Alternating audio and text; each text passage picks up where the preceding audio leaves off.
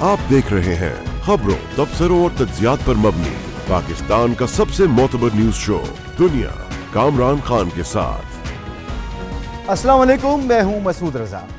आज supreme court ने तफ्तीशी इदारों में मुबैना हुकूमती मदाखलत से मुतालिक अस्कुत नोटिस केस की तीसरी समाअत की। आज की समाअत में सुप्रीम कोर्ट ने हुकूमत को ECL तरामीम पर उठने वाले एतराज़ात को ख़त्म करने और तरामीम को कानूनी दायरे में लाने के लिए 1 हफ्ते की मोहलत दे दी। साथ ही FIA और NAB के हाई प्रोफाइल मुकदमात का रिकॉर्ड भी तलब कर लिया।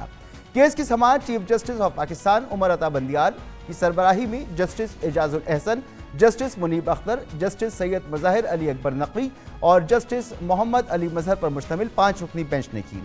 दौरान समाअत chief justice of Pakistan Umar Ata Bandial ने ECL से नाम निकालने से मुताल्लिक रिमार्क्स देते हुए कहा कि हुकूमत को 1 हफ्ते की मोहलत देते हैं कि वरना हुक्म जारी करेंगे। मुमकिन है अदालती हुक्म मुश्किलात पैदा कर दे। 1 हफ्ते में मुनासिब इक़दामात कर लें। एग्जीक्यूटिव इख्तियारात में फ़िलहाल मदाखलत नहीं करना चाहते। समाअत के दौरान चीफ जस्टिस ऑफ पाकिस्तान ने अटॉर्नी जनरल से इस्तफ़सार किया कि तफ्तीश हो रही है तो आपको NAB या इदारों से पूछना चाहिए कि नाम ECL से निकाला जा रहा है, क्या आपको एतराज़ है? जस्टिस एजाजुल एहसन ने पूछा कि ऐसी क्या जल्दी थी कि ECL से 400 से ज़ायद नाम निकाले गए। अटॉर्नी जनरल ने अदालत को बताया कि ECL रूल्स में तरमीम वफाकी हुकूमत की सवाबदीद है। हुकूमत ने तमाम कानूनी तकाज़े पूरे करके ECL रूल्स में तरमीम की। वफाकी काबीना ने ECL रूल्स तरमीम में लिखा कि इनका इतलाक़ माजी से होगा। अटॉर्नी जनरल का कहना था कि वफाकी काबीना में शामिल अफराद के नाम ECL से निकालने की वजह आज़ादाना हुकूमती उमूर की अंजामदही है। किसी कानून में नहीं लिखा कि ECL से नाम निकालने से कबल NAB से मुशावरत ज़रूरी है।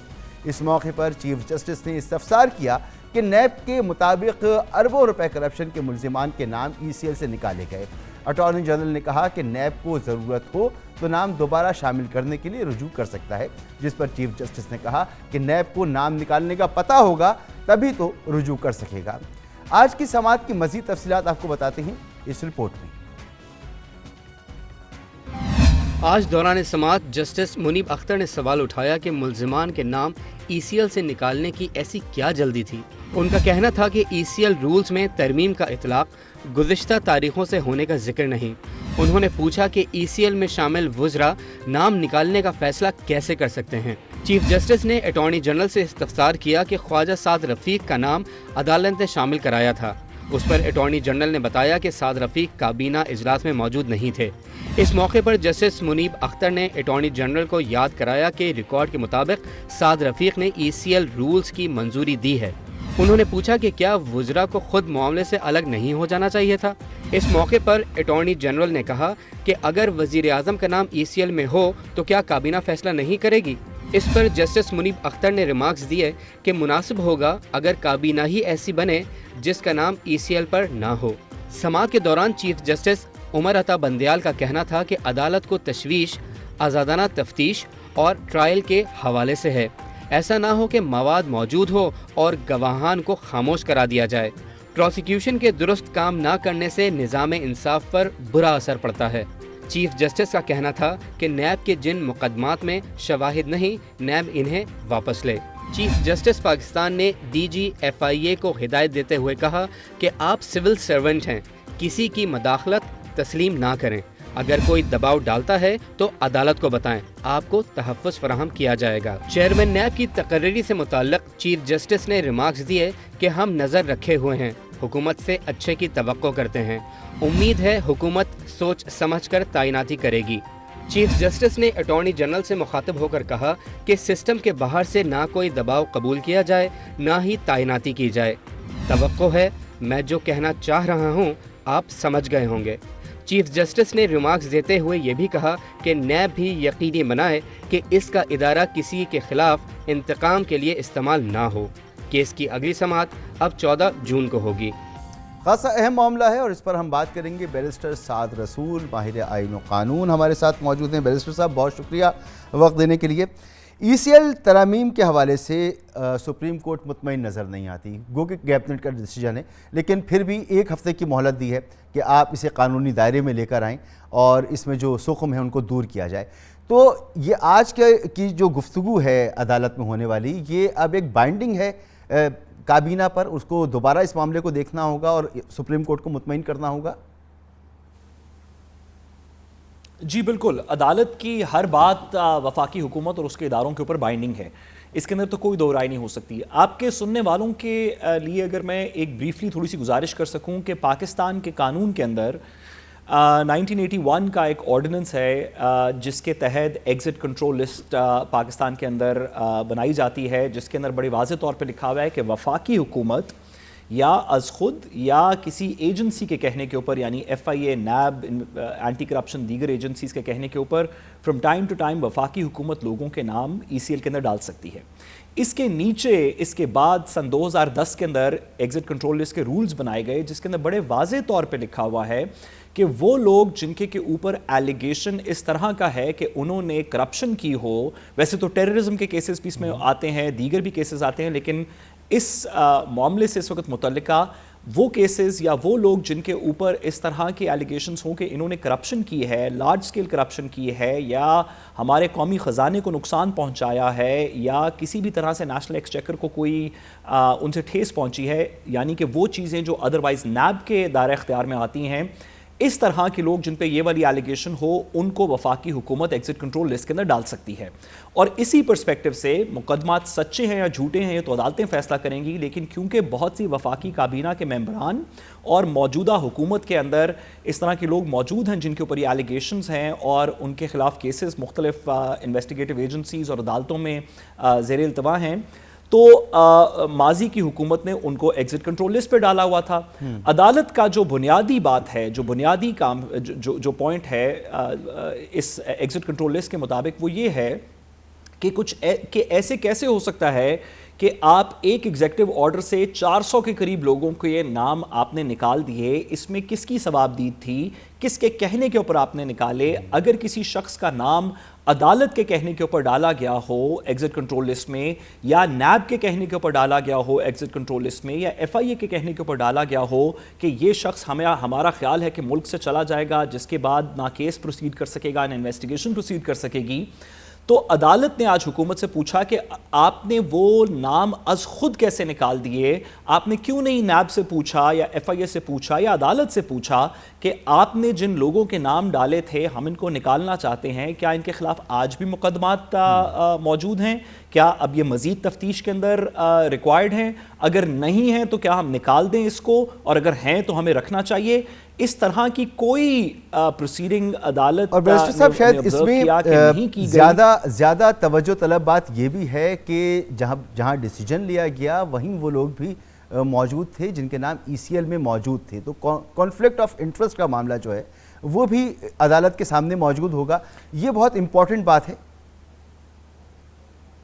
جی بالکل، دیکھیے کانفلکٹ آف انٹرسٹ کے معاملات تو عدالت کے سامنے آج کل ویسے بھی بہت زیادہ ہیں۔ ہم نے دیکھا کہ یہ پورا کیس جس کے اندر ٹرانسفرز پوسٹنگز کو بھی عدالت نے روکا، اس کی ایک بڑی بنیادی سی بات ہے کہ اگر میرے خلاف کوئی آرگنائزیشن انویسٹیگیشن کر رہی ہے، نیب یا FIA، اینٹی کرپشن، تو کیا میں حکومت میں آ کے ان لوگوں کو نکال کے اور کیا اپنی مرضی کا تفتیشی وہاں پہ بھرتی کر سکتا ہوں تاکہ وہ میری مرضی کی انویسٹیگیشن میرے خلاف کرے؟ اسی طرح اگر میں ایگزٹ کنٹرول لسٹ پہ ہوں تو کیا میں اور میرے دیگر دوست جو کہ اب کابینہ میں ہیں اور ایگزٹ کنٹرول لسٹ میں ہیں، کیا ہم سارے بیٹھ کے ایک نیا رول اس طرح کا بنا سکتے ہیں جس کے اندر ہمیں ایگزٹ کنٹرول لسٹ سے نکال دیا جائے، یا نئے قوانین اس طرح کے ہم رولز اس طرح کی تشکیل دے سکتے ہیں جس کا بینیفٹ انہی لوگوں کو ہو جو رولز کو تشکیل دے رہے ہیں؟ میں اس کی تھوڑی سی مزید اگزامپل آپ کو دوں کہ جب الیکشن ایکٹ 2017 آیا تھا تو آپ کو یاد ہوگا کہ الیکشن کے اس قانون کے اندر پارلیمنٹیرینز کو اپنے گوشوارے جمع کروانے سے استثناء دے دیا گیا۔ پارلیمنٹ نے کہا کہ ہمارے ممبران اپنے اثاثے اور گوشوارے نہیں جمع کروائیں گے۔ جب میٹر سپریم کورٹ تک گیا، میں اس میں وکیل تھا، جب میٹر سپریم کورٹ تک گیا تو عدالت نے بڑا کلیئرلی آبزرو کیا کہ ایک ایسا قانون، ایک ایسی شک جو کہ قانون بنانے والوں کے اوپر خود لگتی تھی، جب انہوں نے خود وہ ریلیکس کر دی تو اس کے اندر ایک کانفلکٹ آف انٹرسٹ ہے۔ اسی انالوجی کو اگر یہاں پہ رکھا جائے تو وہ لوگ جو کہ خود ایگزٹ کنٹرول لسٹ میں ہیں، جو کہ نیب میں مطلوب ہیں یا ایف آئی اے میں مطلوب ہیں، اگر ان سے پوچھا جائے گا کہ ایگزٹ کنٹرول لسٹ میں، یا وہ فیصلہ کریں گے کہ ایگزٹ کنٹرول لسٹ میں کن لوگوں کے نام ڈالنے چاہیے، تو سب سے پہلے تو اپنے نام نکلوائیں گے. ظاہر سی بات ہے معاملہ مشکوک ہو جاتا ہے اور اسی پر عدالت نے نظر رکھی ہوئی ہے. بیرسٹر صاحب ایک اور اہم بات آج سپریم کورٹ میں وہ چیئرمین نیب کی تعیناتی کا معاملہ تھا. چیف جسٹس صاحب نے فرمایا کہ ہم دیکھیں گے کہ جس شخصیت کو آپ تعینات کرتے ہیں وہ صاف ہوں، قابل ہوں، دیانتدار ہوں، اور اس پر عدالت نے اپنی نظر رکھی ہوئی ہے. بالکل، اور اس کو تو مزید تھوڑا سا ڈیپر اس کے اندر ایشو ہے کہ ہمارے آئین کے اندر اور قانون کے اندر چند ایسی پوزیشنز ہیں جس میں چیف الیکشن کمشنر ہے، انٹرم پرائم منسٹر ہے، جس میں چیئرمین نیب شامل ہے، جس کے اندر شفافیت کا یہ معیار قانون نے تعین کیا، نیب آرڈیننس کے اندر لکھا ہوا ہے کہ شفافیت کا یہ معیار ہونا چاہیے چیئرمین نیب کا کہ آپ جس بھی پولیٹیکل ڈیوائیڈ کے جس بھی سائڈ پہ ہوں، حکومت میں ہوں یا اپوزیشن میں ہوں، متفقہ لوگوں کا کسی ایک شخص کے اوپر اتفاق ہو کہ یہ شخص واقعی صاف اور شفاف ہے اور یہ کسی کے خلاف بھی بغیر کسی ڈر کے کارروائی کرے گا. اور اس پرسپیکٹو میں، سوری میں جملہ مکمل کر لوں، اس پرسپیکٹو میں عدالت نے بات کرتے ہوئے یہ بھی کہا کہ نہ صرف کہ ہم اس کے اوپر نظر رکھے ہوئے ہیں کیونکہ وہ لوگ جو کہ چیئرمین نیب کو تعینات کریں گے انفارچونیٹلی وہ لوگ ہیں جن کے اوپر نیب کے مقدمات ہیں، بلکہ اپوزیشن لیڈر اس وقت ایک ایسا شخص ہے نیشنل اسمبلی میں جو اپنے منہ سے خود کہہ چکا ہے آن دا ریکارڈ کہ میں اگلی دفعہ نون لیگ کی سیٹ لے کے، نون لیگ کے ٹکٹ لے کے ان کے ساتھ الیکشن لڑوں گا. تو ایسی سچویشن میں گورنمنٹ بھی نون لیگ کی، اپوزیشن کا لیڈر بھی جو ہے نیشنل اسمبلی میں وہ بھی کہتا ہے کہ میں نون لیگ کے ساتھ بیٹھوں گا. راجہ ریاض صاحب کی ہم بات کر رہے ہیں. تو ایسی سچویشن کے اندر عدالت کا خدشہ یہ ہے اور قوم کا خدشہ یہ ہے کہ ایسا چیئرمین نیب نہ تعینات ہو جائے جو کہ ہم نے ماضی میں دیکھا، جیسے ہمارے پاس کچھ ایگزامپلز ہیں قمر زمان چودھری صاحب جیسی، جہاں پہ نیب نے جس پیریڈ کے اندر کوئی مثبت کارروائی نہیں کی اور بعد میں عدالتوں نے خود اس کے اوپر آبزرویشنز دی، خاص طور پہ پاناما کے کیس میں. بہت بہت شکریہ جناب بیرسٹر سعد رسول صاحب. گفتگو آپ نے سنی. یہاں پر ایک بریک لیں گے، بریک کے بعد بات کریں گے عمران خان صاحب کا پیٹرول قیمتوں میں اضافے پر احتجاج کی کال دینا. انہوں نے ایک کال دی کہ آج جمعے کی نماز کے بعد لوگ گھروں سے باہر نکلیں، لیکن کوئی بڑا احتجاج نظر نہیں آیا. اس پر تفصیل سے بات کریں گے. ایک بریک. شہباز حکومت نے گزشتہ روز عوام پر یکے بعد دیگرے 2 بم گرائے. پہلے حکومت نے بجلی کے فی یونٹ میں تقریباً 8 روپے کا اضافہ کر دیا. اس کے بعد پیٹرولیم مصنوعات کی قیمت میں 30 روپے اضافے کا اعلان کیا، جو پچھلے ایک ہفتے کے دوران دوسرا اضافہ تھا. اس سے قبل 26 مئی کو بھی پیٹرول کی قیمت میں 30 روپے کا اضافہ کیا گیا. حکومت کے اس فیصلے کو سابق وزیر اعظم اور پی ٹی آئی کے چیئرمین نے شدید تنقید کا نشانہ بنایا اور مہنگائی کے خلاف آج پرامن احتجاج کی کال بھی دی. گزشتہ روز انہوں نے اپنے پیغام میں کہا تھا کہ میں چاہتا ہوں کہ سب کل نماز جمعہ کے بعد نکلیں اور اس امپورٹڈ سرکار کی جانب سے عوام کو کچلنے اور ملک میں معاشی تباہی پھیلانے کے لیے کی جانے والی عوام دشمن مہنگائی کے خلاف پرامن احتجاج کریں، کیونکہ ان کا اس ملک سے کچھ بھی مفاد وابستہ نہیں. لیکن دلچسپ بات یہ ہے کہ آج ملک کے کسی بھی شہر میں عوام نے عمران خان کی مہنگائی کے خلاف احتجاج پر کان نہیں دھرا اور ملک کے کسی حصے میں عوام عمران خان کی کال پر باہر نہیں نکلے. جن علاقوں میں احتجاج ہوئے ان میں بھی تعداد نہ ہونے کے برابر تھی. اس حوالے سے ملک بھر میں کیا صورتحال رہی، یہ جاننے کے لیے ہم جائیں گے کراچی، جہاں ہمارے ساتھ موجود ہیں ہمارے بیورو چیف اسلم خان، لاہور میں موجود ہیں حسن رضا اور پشاور سے ہمارے ساتھ ہیں سمین جان. آپ تینوں کا بہت بہت شکریہ. سب سے پہلے اسلم خان صاحب آپ بتائیے کیا صورتحال رہی آج کراچی میں، اور عمران خان نے کال تو ضرور دی تھی، لوگ نکلے، کہیں نکلے لوگ؟ انتہائی مایوس کن اگر ہم کہیں اس کو تو غلط نہیں ہوگا. ایسا احتجاج میں کہوں گا کہ شاید چھوٹی سے چھوٹی جماعت ہوتی ہے وہ اس سے بڑا احتجاج کرنے میں کامیاب ہوتی ہے. مسعود صاحب جس جماعت کے 14 اراکین اسمبلی ہوں قومی کے اور اس کے ساتھ ساتھ 24 سے زائد اراکین صوبائی اسمبلی ہوں، اس کے جو اراکین تھے مجموعی طور پر اگر ہم بات کریں تو 200 اراکین جو مظاہرے میں 200 سے زائد افراد نہیں تھے. اتنا چھوٹا مظاہرہ تو شاید کسی بھی جماعت نے اب تک نہیں کیا ہوگا. ایک امید ایک توقع ضرور تھی تحریک انصاف کی قیادت کو، اور لگتا ہے اسی لیے کراچی پریس کلب کا انتخاب کیا گیا، نماز جمعہ کے بعد کا وقت دیا کہ شاید یہاں پر ایک بڑا احتجاج ہوگا، لیکن جتنی تعداد یہاں پر تھی وہ انتہائی مایوس کن رہی، خود پی ٹی آئی کی قیادت کے لیے بھی اور عمران خان صاحب کے لیے بھی، لیکن یہ بڑی حوصلہ افزا رہی ہوگی مسلم لیگ نون کی اور جو پیپلز پارٹی کی جو مخلوط حکومت ہے وہ خاصا اطمینان محسوس کر رہی ہوگی اس احتجاج کے بعد۔ مگر کیا اس کی ایک اور وجہ یہ نہیں ہو سکتی اسلم خان صاحب کہ جس دن لانگ مارچ تھا اس کے بعد جو احتجاج ہوا پھر پرچے ہوئے ہیں مرکزی قیادت سے لے کر اور گلی محلوں کی قیادت تک کے جو لوگ ہیں وہ ڈرے ہوئے ہیں یا تو مفرور ہیں یا گرفتار ہیں، ان پہ مقدمے ہوئے ہیں، تو یہ دباؤ کی وجہ سے ہے کہ وہ لوگوں کو جمع نہیں کر سکے۔ بہرحال یہ تو واضح ہے کہ عوام خود عمران خان کی کال پہ نہیں نکلے، لیکن جو بھی جیسی بھی تنظیم موجود ہے وہ فعال تھی کراچی میں یا نہیں تھی؟ دیکھیں تنظیم فعال نہیں ہے، اور مسعود صاحب جو نہیں نکلے وہ یقینی طور پر کارکنان ہوں گے، دباؤ کا شکار ہوں گے، کسی خوف کا شکار ہوں گے، اور شاید یہی بات دیکھتے ہوئے علی زیدی صاحب نے یہ بھی کہا کہ گزشتہ رات بھی ہمارے کارکنوں کے گھروں پر چھاپے مارے گئے اس احتجاج کی کال دینے کے بعد، جس طرح پہلے بھی چھاپے مارے گئے تھے۔ لیکن مسعود صاحب ایک بات دیکھیں، پیٹرولیم مصنوعات کی قیمتوں میں جس طرح آپ نے بھی کہا کہ بم مارے گئے ہیں، 9 روز کے دوران 60 روپے کا جو اضافہ ہوا ہے، تو ایک لگتا یہ تھا کہ شاید لوگ نکل آئیں گے، لیکن عام افراد نے بڑی حد تک سے لا تعلقی کا اظہار کیا ہے۔ جس جگہ وہ آپ کو پتا ہے زینب مارکیٹ ہے، ایک چلتی ہوئی شاہراہ ہے، وہاں پر لوگ جمع ہو سکتے تھے، یا ایک امید تھی بالکل درست عمران خان صاحب کی کال پر کوئی کسی تنظیم کی ضرورت نہیں، لوگ ان کو اگر فالو کرتے ہیں تو انہیں نکلنا چاہیے تھا، لیکن نہیں نکلے۔ دلچسپ بات یہ پشاور جائیں گے، سمین جان صاحب، پشاور تو گڑھ ہے تحریک انصاف کا، وہاں کیا صورتحال؟ وہاں تو کوئی پابندیاں نہیں، وہاں تو کوئی مقدمات نہیں، وہاں تو کوئی کیسز نہیں، وہاں لوگ نکلے باہر؟ مسعود صاحب یہاں پہ بھی یہی کراچی والی صورتحال تھی، یہاں پہ بھی صرف پی ٹی آئی کے کارکن جو تھے وہ بھی 200 سے 250 تک کا کارکن نکلے تھے، عوام بالکل نہیں تھی۔ ایک ہی جلوس جو رورل صدر تھا ارباب عاصم کی قیادت میں، سب سے بڑا وہی جلوس تھا، اور جو دوسرا جو سٹی کا صدر تھا اس کے قیادت میں جو جلوس آیا تھا اس میں تقریباً 50-60 بندے تھے۔ اسی طرح ایم این ایز بھی آئے تھے، ایم این ایز کے ساتھ بھی کارکن نہیں تھے، 2 ایم این ایز تھے، شوکت علی اور ارباب عامر، ان کے ساتھ بھی کوئی کارکن نہیں آئے تھے۔ صوبائی وزیر کامران بنگش آئے، ان کے ساتھ بھی کوئی کارکن نہیں آئے۔ 2 ایم پی ایز تھے، ان کے ساتھ بھی کوئی کارکن نہیں آئے۔ تو کارکن جو تھے وہ بھی اس احتجاج کے لیے نہیں نکل سکے۔ تاہم یہاں پہ جتنے بھی عوام ہے، عوام بھی نہیں، کیونکہ یہ گڑھ ہے پی ٹی آئی کا، اور پی ٹی آئی کے تقریباً 11 ایم پی اے یہاں پشاور سے ہے، تو اگر 10 بندے بھی لے آتے ایم پی ایز تو تب بھی کچھ تعداد بڑھ جاتی، مگر یہاں پہ صورتحال کراچی میں بھی یہی حالت، جہاں سے 14 ایم پی اے تحریک انصاف کے، پشاور جو کہ گڑھ ہے وہاں پہ یہ صورتحال۔ تو پنجاب میں حسن رضا صاحب، پنجاب میں کیا حال رہا؟ لاہور میں اور دیگر علاقوں میں کیا حال رہا؟ وہاں پر لوگ نکلے نہیں نکلے؟ دیکھیں مسعود رضا صاحب، پنجاب میں جس طرح تحریک انصاف کوشش کرتی تھی کہ عثمان بزدار کو لانے کے بعد ہم بہت بڑا جو ہے وہ کارنامہ سر انجام دیں گے، اور پنجاب میں بہت کوشش کی کہ تحریک انصاف کا جو ہے وہ گھر بنا جا سکے، لیکن حقیقت یہ ہے عملی طور پر ابھی بھی عوام تحریک انصاف کے ساتھ کھڑی ہوتی دکھائی نہیں دے رہی۔ جیسے لانگ مارچ میں دیکھا تھا کہ 0.001% کہیں جا کے جو ہے وہ چند درجن افراد جو ہے وہ ہم نے دیکھے کہ لاہور میں نکلے تھے۔ اسی طرح آج بھی یہی سچویشن دیکھنے کو ملی ہے۔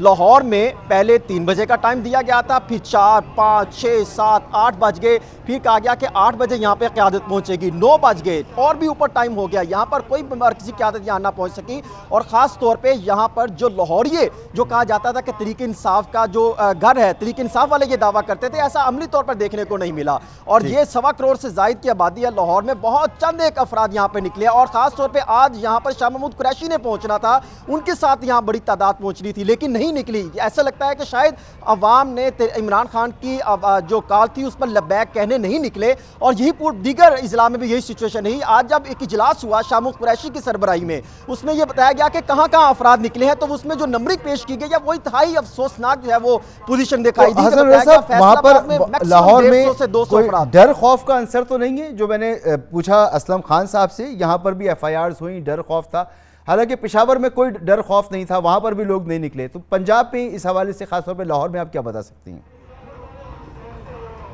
देखिए लॉन्ग मार्च वाले दिन तो हम ये कह सकते हैं कि किसी हद तक रुकावटें थी या शेलिंग हुई, लेकिन आज तो ऐसा किसी भी तरह कहीं पे हमने नहीं देखा। ना ही हमने कोई ये नहीं देखा कि कहीं पर पुलिस हो या कोई शेलिंग का खतरा हो, यहाँ पे कोई रुकावट हो। बिल्कुल खुलेआम है, यहाँ पर लिबर्टी चौक में जो है यहाँ पर अफराद को इकट्ठा करना था, लेकिन किसी तरफ से कोई रुकावट नहीं है। लेकिन इसके बावजूद भी अगर आप ये केस है कि 0.001% भी अवाम यहाँ पर नहीं पहुंची, तो इससे अंदाजा होता है कि शायद लाहौर ये इमरान खान की कॉल को जो है वो मुस्तरद कर चुकी। जबकि अगर इमरान खान होते तो शायद अवाम निकल सकती, क्योंकि उनके कहने पर चंद एक अफराद जो है वो सामने आते हैं। लेकिन यहाँ पर क्योंकि इनकी क़यादत के अंदर लाहौर के समेत पूरे पंजाब में कई इख्तलाफात देखने को मिलते हैं, पीटीआई के अंदर कई ग्रुपिंग बनते दिखाई दे रहे हैं। आज जो इजलास हुआ था शाह महमूद कुरैशी में की सरबराही में कुछ देर कबल, उसमें ये इंकशाफ हुआ था फैसलाबाद, मुल्तान, गुजरात, सियालकोट और दीगर इजला में चंद एक अफराद निकले और कई जगहों पर तो 100 अफराद भी शामिल नहीं थे। बहुत शुक्रिया आपका हसन रजा साहब, और हमें ये लग रहा था। बहुत शुक्रिया हसन रजा साहब, असलम खान साहब, ज़मीन जान साहब, आप तीनों का बहुत बहुत शुक्रिया। यहाँ पर लेंगे एक ब्रेक, जिस दौरान आप हेडलाइंस देख सकेंगे और उसके बाद प्रोग्राम जारी रहेगा। एक हफ्ते में पेट्रोल डीजल की कीमतों में 60 रुपए इजाफे और बिजली 8 रुपए यूनिट महंगी होने से मुल्क में महंगाई का सैलाब उमड़ आने का खदशा है, जिससे मुतवस्सित तबका गुर्बत ज़दा हो जाएगा और गरीब तबके के लिए पेट भरने के लाले पड़ जाएंगे। तशवीशनाक बात यह है कि पेट्रोलियम मसनूआत की कीमतों में अभी मजीद इजाफा होना है, क्योंकि इस वक्त भी हुकूमत 9 रुपये पेट्रोल पर और 23 रुपये डीजल पर सब्सिडी दे रही है और IMF की शराइत के तहत हुकूमत को ये सब्सिडी मुकम्मल तौर पर ख़त्म करनी है। पेट्रोलियम मसनूआत पर टैक्स और लेवी भी लगानी है। कल रात जब वफाकी वज़ीर ख़जाना डॉक्टर मिफ्ताह इस्माइल ने पेट्रोल और डीजल की कीमतों में मजीद 30 रुपये लीटर इजाफे का ऐलान किया तो चंद लम्हों में ही मुल्क भर में महंगाई के सताए अवाम पेट्रोल पंप्स पर टूट पड़े और गाड़ियों और मोटर बाइक्स की तवील कतारें लग गईं। बाज़ मकामात पर बिखरे हुए शहरियों ने इश्तियाल अंगेजी का मुजाहरा भी किया। इस अफरा तफरी के आलम में मुल्क पहले ही दिवालिया होने के नज़दीक है। इंटरबैंक और ओपन मार्केट में डॉलर 200 रुपए के आसपास ट्रेड कर रहा है। ज़र मुबादला के ज़खायर 1.5 माह के इम्पोर्ट बिल की सकत भी नहीं रखते। बेतहाशा इम्पोर्ट्स की वजह से तजारती खसारा 43 अरब डॉलर से तजावुज़ कर गया है। बुनियादी शरह सूद 24 साल बाद 13.75% हो चुकी है। महंगाई 2.5 साल की बुलंद तरीन सतह 13.8% पर है। आज पाकिस्तान स्टॉक एक्सचेंज के इंडेक्स में 923 पॉइंट्स की कमी और मार्केट तकरीबन 2.25% गिर गई।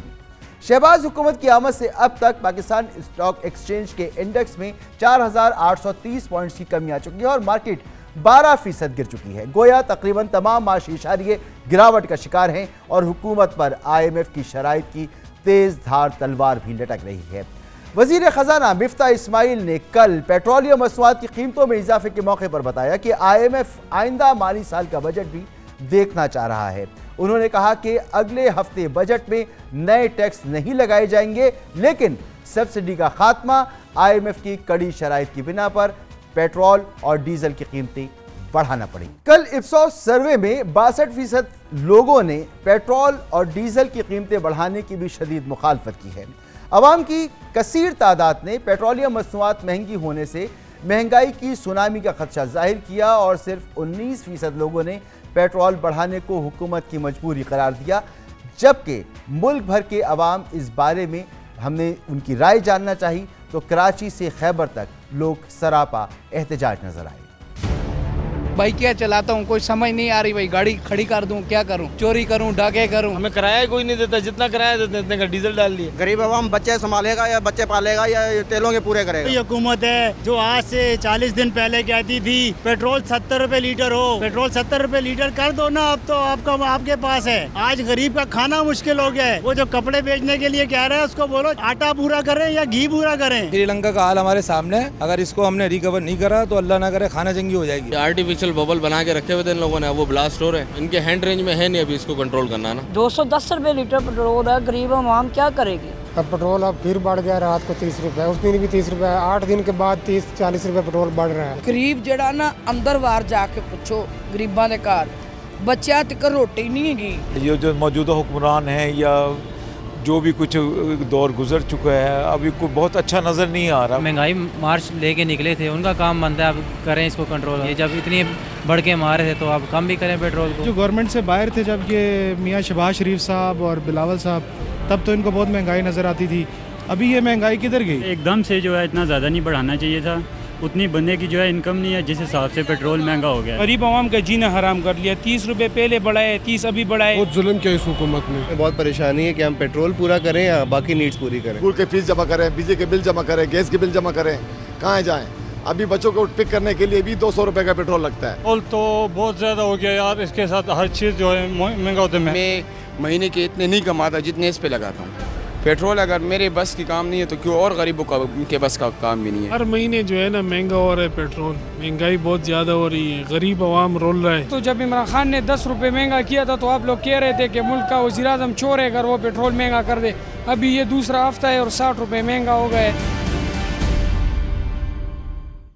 ख्याल रहे कि शहबाज हुकूमत की आमद के बाद पिछले 1.5 माह से मिफ्ता इस्माइल बड़े मज़ाक़खेज़ अंदाज में ये दावा करते रहे हैं कि हुकूमत का पेट्रोलियम मसनूआत की कीमतें बढ़ाने का कोई इरादा नहीं।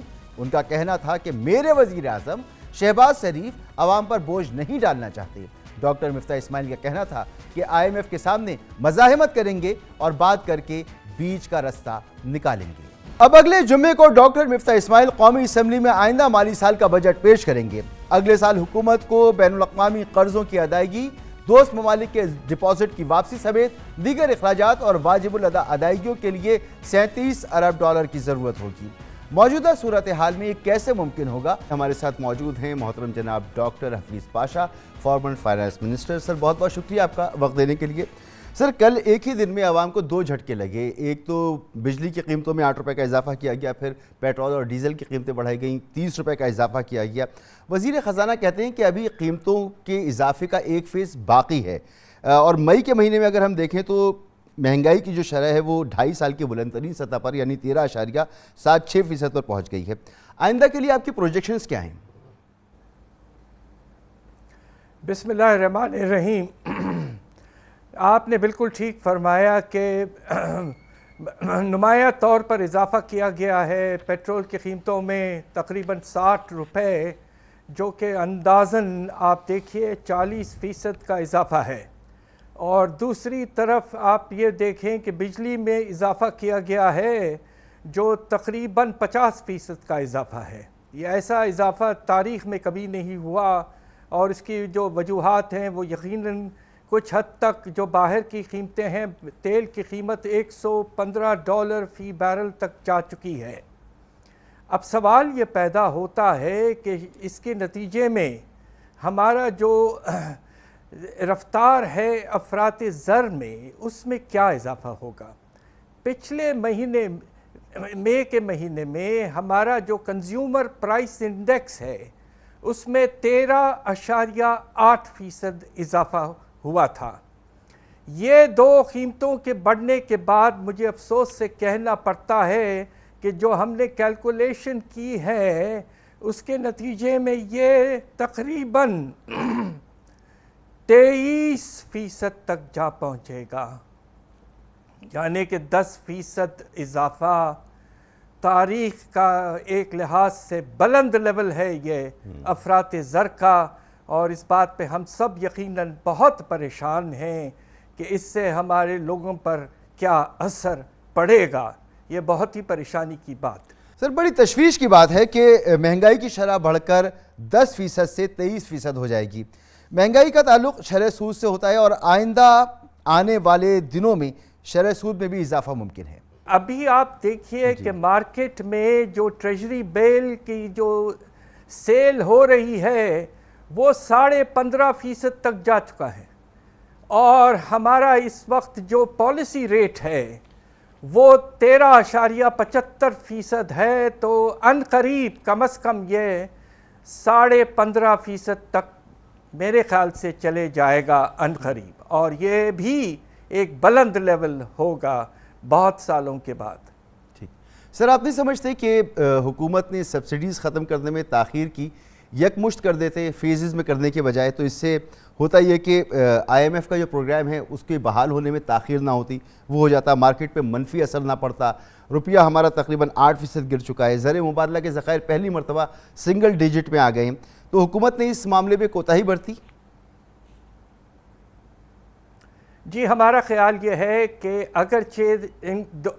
اگر آغاز میں ہی سب سے پہلے آتے ہی جو 10 روپے کم کیا گیا تھا اسے واپس لے آتے اس قیمت پر جو لوگ دے رہے تھے، اور ہر دوسرے ہفتے 10-15 روپے اضافہ کرتے رہتے، تو ایک تو سبسڈی میں کمی آتی، اور دوسری طرف جو انسرٹنٹی مارکیٹ میں پیدا ہو گئی تھی، اس لیے کہ بہت وقت لگا قیمتوں کو بڑھانے میں، اور آپ نے بالکل ٹھیک کہا اس انسرٹنٹی کی وجہ سے روپے کی قدر میں بھی کمی آتی رہی ہے، اور آئی ایم ایف کے ساتھ پروگرام میں ڈیلے بھی ہوتا رہا ہے۔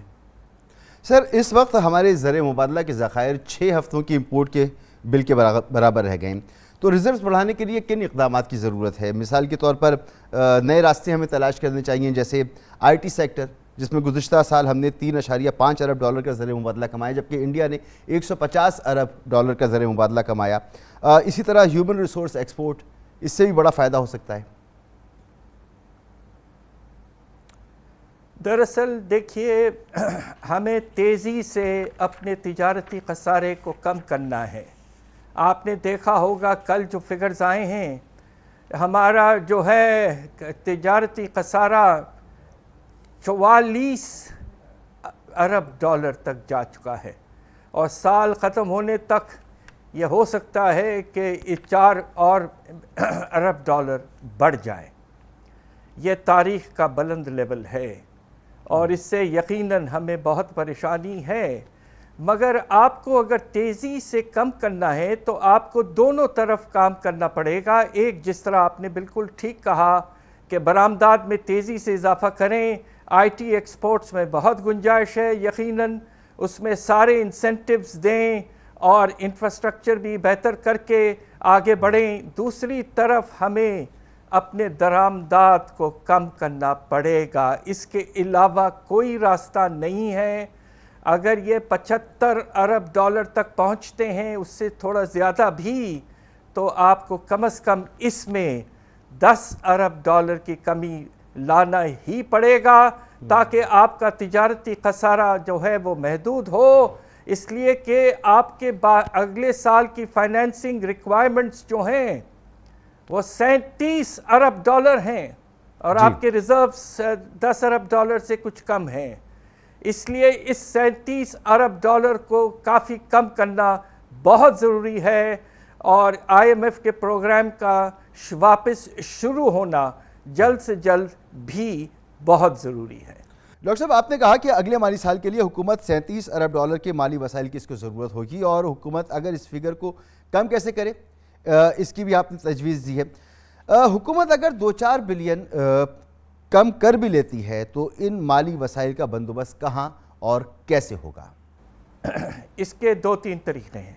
ایک تو آئی ایم ایف کا پروگرام جیسی اس میں واپسی آ جاتی ہے، اور 6واں ریویو کمپلیٹ ہو، 6 تو ہو چکا تھا، اب 7واں اور 8واں ریویو بھی ختم ہو جائے، تو ان سے ہمیں ڈائریکٹلی 2 ارب ڈالر مل سکتے ہیں، مگر اس سے زیادہ جو بین الاقوامی ادارے ہیں جس میں ورلڈ بینک ہے، ایشین ڈیولپمنٹ بینک ہیں وغیرہ وغیرہ، ان کے یہاں سے پیسوں کی رفتار بہت کم ہو چکی تھی، اس میں نمایاں طور پر اضافہ انشاءاللہ ہوگا، اور آپ کی اگر کریڈٹ نوردینس میں کچھ اضافہ ہو تو آپ پھر سے کچھ بانڈز وغیرہ بھی فلوٹ کر پائیں گے۔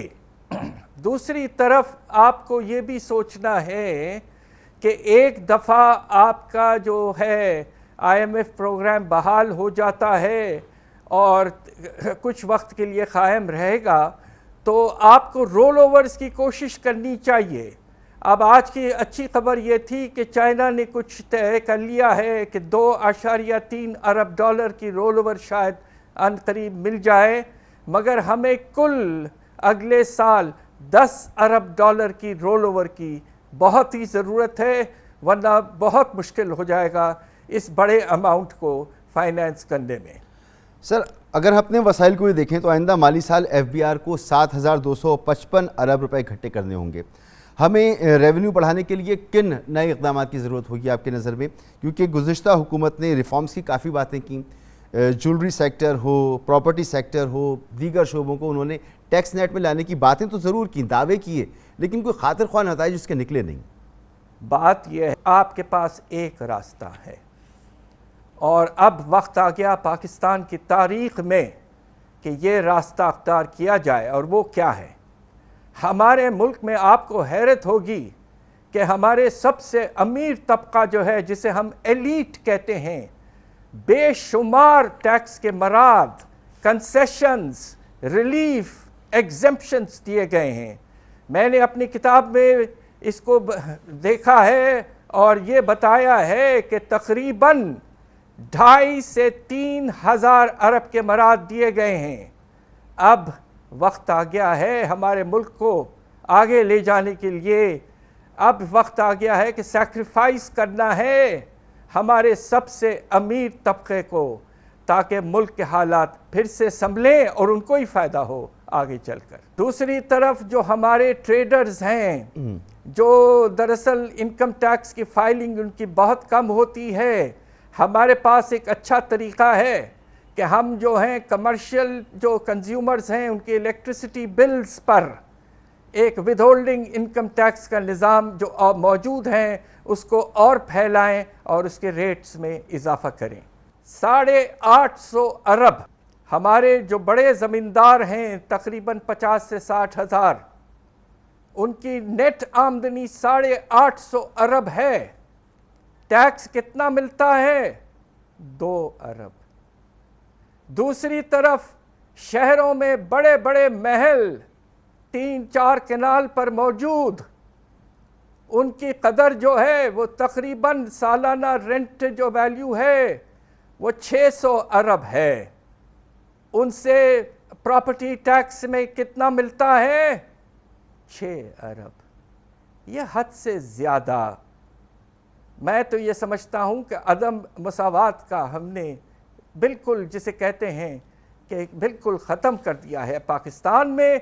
और आज आपकी पोजीशन ये हो गई है, नेशनल सिक्योरिटी का मसला बन चुका है, इस लिहाज से कि हमारे डिफेंस के बजट, क्या हम अब 90% बजट आर्मी का हम कर्ज़ों से लेंगे, कर्ज़ों से फाइनेंस करेंगे? ये कौन सा निज़ाम है? हमें टैक्सेस को बढ़ाना है और हमारी नेशनल सिक्योरिटी को प्रोटेक्ट करना हमारी फर्स्ट प्रायोरिटी होनी चाहिए। आपने तिजारती खसारे की बात की, डेफिनेटली ये 43.3 बिलियन डॉलर्स की रिकॉर्ड सतह तक पहुंच गया है। इसके अलावा करंट अकाउंट डेफिसिट जो है वो तकरीबन 16 अरब डॉलर तक पहुंचने का इम्कान है। तो मज़ीद क्या इक़दाम करने होंगे? सबसे पहले आपको, मैं समझता हूँ, आपको एक और हैरत अंगेज़ स्टैटिस्टिक देता हूँ। पाकिस्तान ने अपनी इकॉनमी को इस हद तक खोल दिया है बाहर की चीज़ों के लिए कि आज आपका जो सारे दरामदात पे इंपोर्ट ड्यूटी का एवरेज है वो सिर्फ 7% है। हिंदुस्तान में 14%, बांग्लादेश में 15%। ये हमने कुछ हद से ज़्यादा ख़ास तौर पे अमीर तबके के लिए दरवाजे खोल दिए बाहर की चीज़ों के लिए।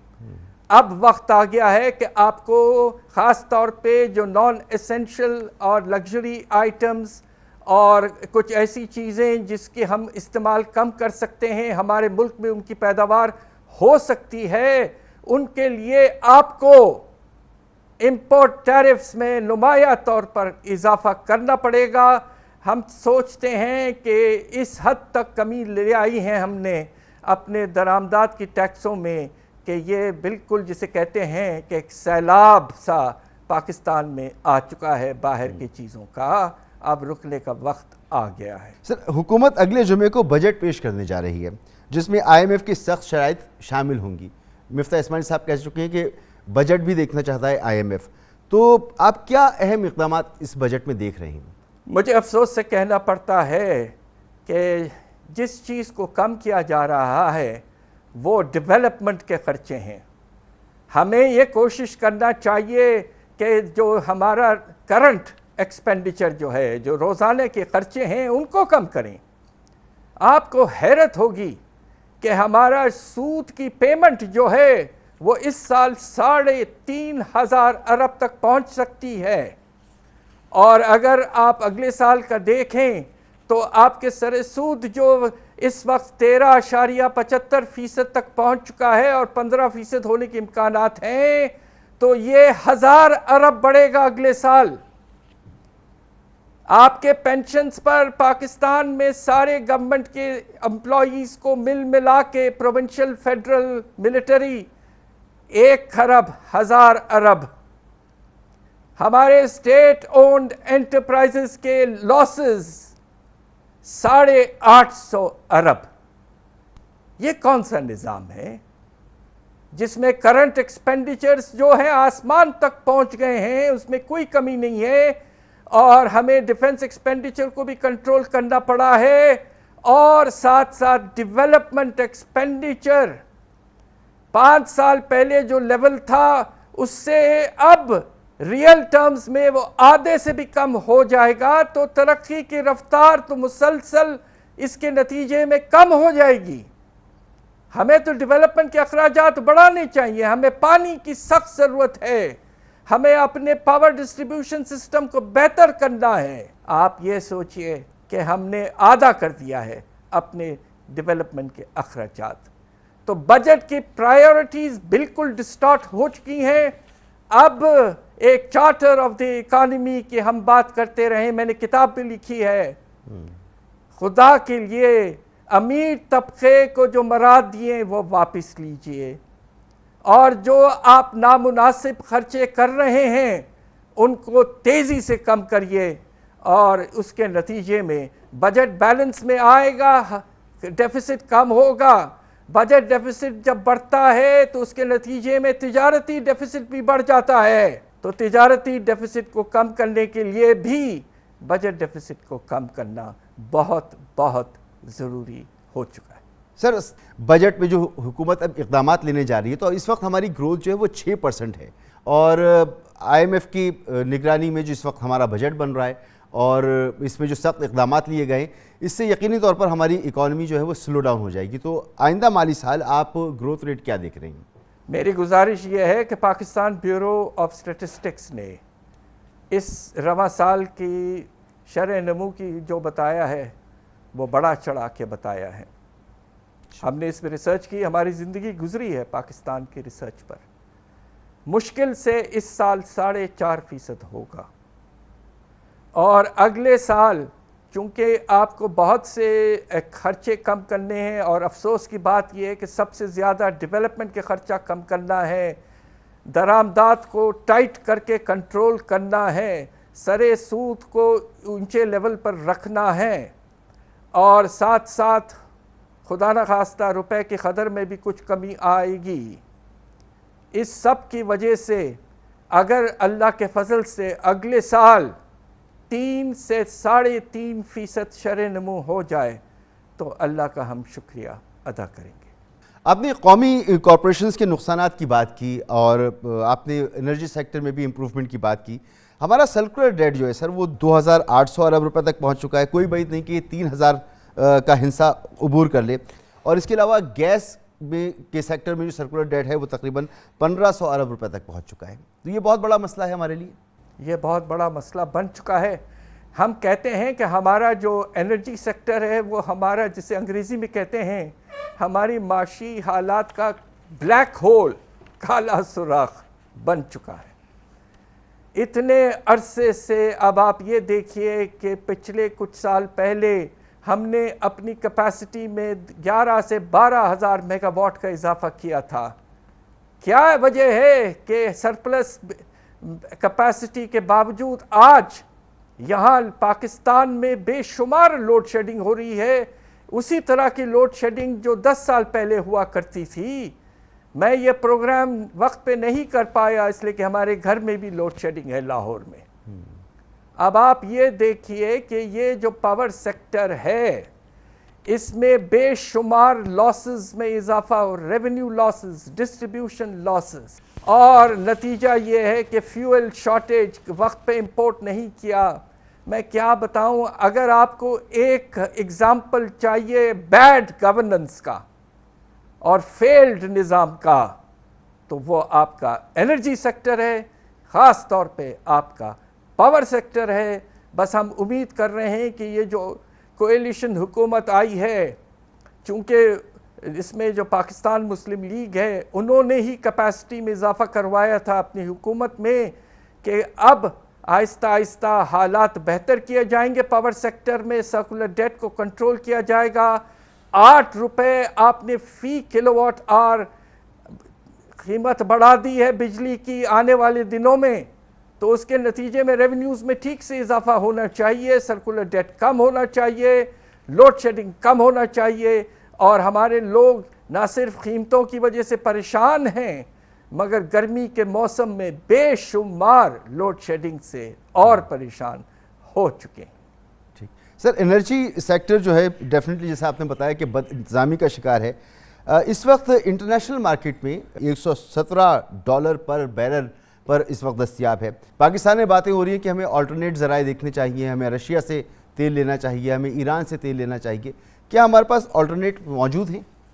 بات یہ ہے کہ رشیا سے درآمدات کرنا یا ایران سے درآمدات کرنے میں خطرہ ضرور موجود ہیں کہ سینکشنز لگ سکتے ہیں، خاص طور پہ ایران کے ساتھ تو لگ چکے ہیں. اب یہ دیکھنا ہے کہ رشیا سے ہم کس طرح سے حاصل کر سکتے ہیں، اور جو اس وقت ان کی پر ایکسپورٹ پہ سینکشنز لگ رہے ہیں کیا اس سے ہمارے درآمدات پر اثر پڑ سکتا ہے. یہ سوچنے والی بات ہے. اگر یہ مسئلہ حل ہوتا ہے تو یقیناً ہمیں تیل کی قیمت 25 سے 30% کم پر مل سکتی ہے. ہمیں پوری کوشش کرنا چاہیے کہ یہ طریقہ اختیار کریں، اور اس کے نتیجے میں ہمارا جو پیٹرول کا بل جو ہے درآمدات کا وہ یقیناً $2 سے $3 ارب کم ہو سکتا ہے، جو ہمارے تجارتی خسارہ کو کم کرنے میں بہت مدد دے گا. بہت شکریہ جناب ڈاکٹر حفیظ پاشا صاحب، سابق وزیر خزانہ پاکستان. گفتگو آپ نے سنی. یہاں لیں گے ایک بریک، اور بریک کے بعد بات کریں گے بین الاقوامی تحقیقی ادارے اپسوس کے کل جاری ہونے والے سروے کی، جس میں پاکستان کے 64% لوگوں نے فوری الیکشن کا مطالبہ کیا ہے. بات کریں گے ایک بریک کے بعد. کمر توڑ مہنگائی، کنگال معیشت اور سیاسی جنجالوں نے ملک کو گھمبیر بحرانوں میں دھکیل دیا ہے. آلودہ سیاست نے ملک کو تقسیم کر دیا ہے، جبکہ اس دلدل سے نکلنے کے لیے فی الحال واحد حل فوری الیکشن نظر آ رہا ہے.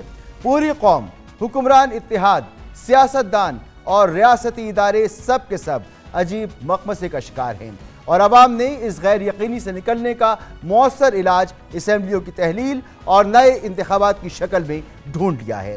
بین الاقوامی تحقیقاتی ادارے اپسوس کے کل جاری ہونے والے سروے میں پاکستان کے 64% لوگوں نے فوری الیکشن کا مطالبہ کیا ہے. گویا پاکستان کی تقریباً 2/3 آبادی ملک کو بحرانوں سے نکالنے کے لیے قبل از وقت الیکشن کی خواہش مند ہے، جبکہ صرف 36% لوگوں کی رائے ہے کہ اسمبلیوں کو اپنی آئینی مدت پوری کرنی چاہیے. آج ہم نے کراچی، لاہور، اسلام آباد اور پشاور کے عوام سے جاننا چاہا کہ کیا شہباز حکومت کو مدت پوری کرنی چاہیے یا فوری الیکشن کروانی چاہیے. تو لوگوں نے قبل از وقت انتخابات کے حق میں ووٹ دیا. 90% کراچی والوں کا کہنا ہے کہ فوری الیکشن کے بغیر کوئی چارہ نہیں.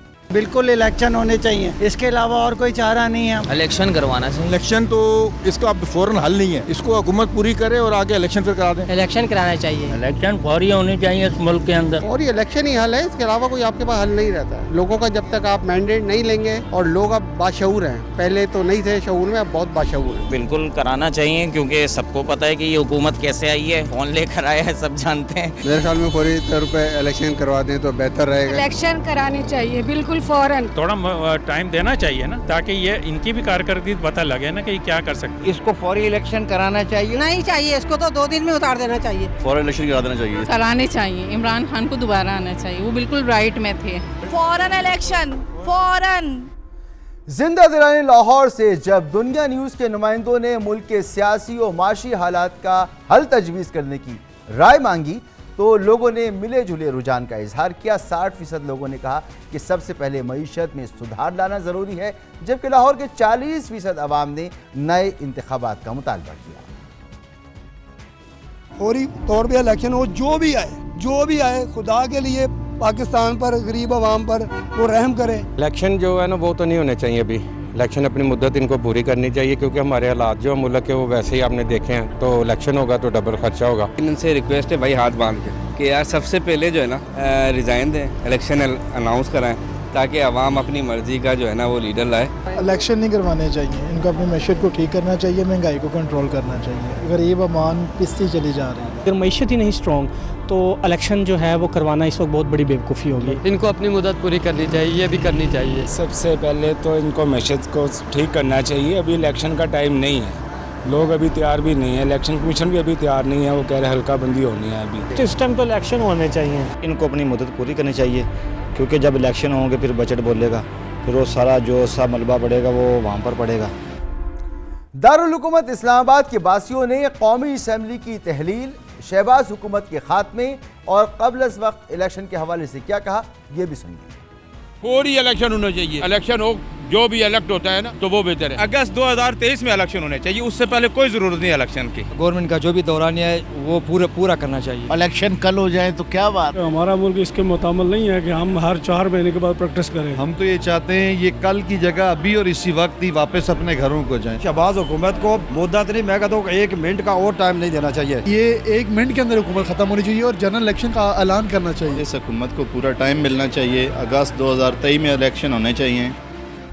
پی ٹی آئی کے گڑھ پشاور میں عوام کی اکثریت نے ملک کو سیاسی و معاشی بحران سے نکالنے کے لیے فوری الیکشن کے انعقاد کے حق میں ووٹ دیا۔ اس حکومت کو جو ہے اپنا ٹینیور پورا کرنا چاہیے، فوری الیکشن کی طرف جانا چاہیے، کیونکہ ایک پی ایم ایل بھی ہے، سیاسی پارٹی ہے، ان کی بھی بدنامی ہو رہی ہے اور جو موجودہ حالات ہیں وہ بھی ان کے لیے ٹھیک نہیں ہے۔ فوری الیکشن کی طرف جانا چاہیے تو وہ بہتر ہے۔ حالات دن بدن خراب ہو رہے تو میں تو یہی کہوں گا کہ اگر الیکشن کیے جائے تو ملک کے لیے بہتری اس میں ہوگی۔ الیکشن ہونے چاہیے وقت سے پہلے، جتنی مہنگائی ہو گئی ہم دیکھ رہے ہیں سر، غریب آدمی بالکل خراب ہے جی۔ قرائن و شواہد سے لگتا ہے کہ اس وقت پاکستان کو فوری فائنینشل ایمرجنسی اور ٹیکنوکریٹس پر مبنی نگراں حکومت درکار ہے۔ بظاہر سابق وزیر اعظم عمران خان کو مدت مکمل کیے بغیر اقتدار سے نکالنے کا تجربہ ناکام ہو گیا ہے۔ حیران کن بات یہ ہے کہ وزیر اعظم شہباز شریف عجلت میں مسند اقتدار پر تو براجمان ہو گئے، لیکن ملک کی موجودہ معاشی صورتحال پر ان کے پاس کوئی روڈ میپ نہیں تھا۔ اس عجلت نے مسلم لیگ نون کا سیاسی مستقبل داؤ پر لگا دیا ہے۔ پہلے دن سے شہباز حکومت پر لرزہ طاری ہے، ہر گزرتے روز سیاسی غیر یقینی میں اضافہ ہو رہا ہے، لیکن حکمران اتحاد بضد ہے کہ الیکشن 15 ماہ بعد ہی ہوں گے۔ آج ترکی کے سرکاری ٹی وی کو انٹرویو میں وزیر اعظم شہباز شریف نے کہا کہ الیکشن اپنے مقررہ وقت پر ہوں گے۔